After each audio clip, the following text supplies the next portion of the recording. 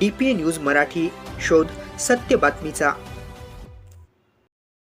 Nylon मांजामध्ये अडकलेल्या घारीला अग्निशमन दलाकडून जीवनदान। नाशिक शहरातील सातूर विभागातील सरोवरनगर येथे नाशिक महानगरपालिकेच्या शाळेच्या आवारात असलेल्या उंच झाडावर पतंगाच्या नायलॉन मांजामध्ये अडकलेली घार अडचणीत सापडली होती।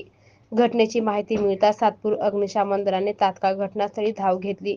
उंच झाड आणि धोकादायक परिस्थिती असूनही मोठ्या शर्तीचे प्रयत्न करून घार पक्षाला सुरक्षितरित्या खाली उतरवत तिला जीवनदान देण्यात आले। ही संपूर्ण रेस्क्यू कार्यवाही केंद्र प्रमुख CSR पगार यांच्या मार्गदर्शनाखाली पार पडली। या कार्यवाहीत leading fireman Shri SR Jadhav व श्री VJ ठाकूर, वाहन चालक श्री VN वावळे यांच्यासह ट्रेनी फायरमन ऋषिकेश बरे, हर्षल कुलकर्णी, कौशल्य माळेकर, जयेश विरार, स्वप्नील चव्हाण, उमेश गावित व ऋषिकेश पवार यांनी मोलाची भूमिका बजावली। रेस्क्यू नंतर घार पक्षी पूर्णपणे सुरक्षित असल्याची खात्री करण्यात आली। त्यानंतर त्या घारीला मोकळ्या आकाशात मुक्त सोडण्यात आले। ती उडत पुढील दिशेने निघून गेली। या घटनेमुळे नायलॉन मांजाचा वापर पक्ष्यांसाठी किती घातक ठरतो हे पुन्हा एकदा स्पष्ट झाले असून नागरिकांनी पर्यावरणपूरक मांजाचा वापर करावा असे आवाहन करण्यात येत आहे।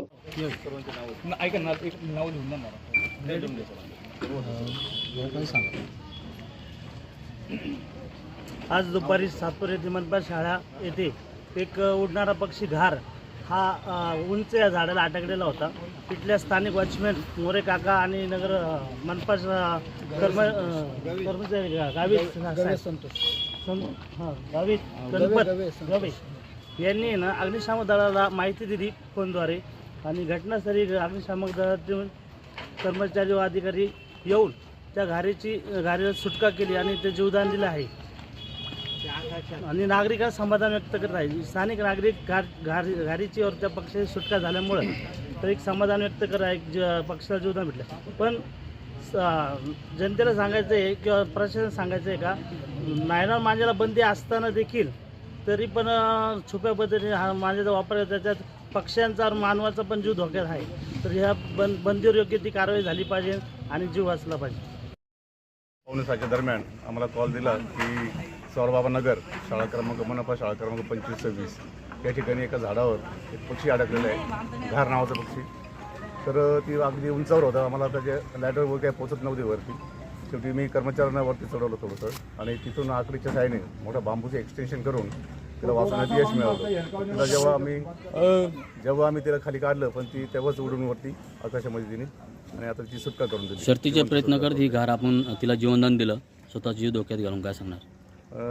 अक्षरशः पाहिलं तर आता 2 दिवस सुट्ट्या होत्या, आम्हाला जी पाळणा गाडी अवेलेबल नव्हती आमच्याकडे। ती पाळणा गाडी असते आम्ही तिच्याद्वारे बसून वरती आकडीच्या साहाय्याने आम्ही तिला सुटका केली असती। पण आता शेवटी आजची शर्तीच्या प्रयत्नाने झाडावर अर्ध्यावर चढून वरती तिथून बांबू आणि आकडीच्या साहाय्याने तिच्या मांजा हे प्रत्येक ठिकाणी झाडावर अडकलेलेच आहे आणि पक्ष्यांसाठी बी धोकादायक आणि मानवासाठी पण धोकादायकच आहे जवळजवळ।